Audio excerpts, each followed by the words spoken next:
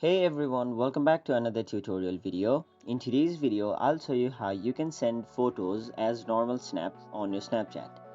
So, if you send a photo from your camera roll, it will be sent not as a snap but as a message on your chat. So, in order to send it as a normal snap, what you have to do is tap on the filter icon just right to the capture button. After that, it will show you all of the filters and effects. So, tap on explore on the bottom right corner of your screen. And now on the top side you can see the search bar, so tap on it and then type in upload. Now you can choose any one of the upload, but for now I'll choose the third option, which is upload photo.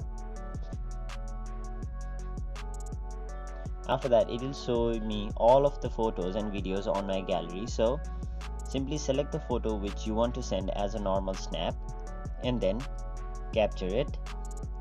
Now you'll be able to send this photo from your camera roll as a normal snap on your Snapchat. So that is basically how you send photos as normal snap.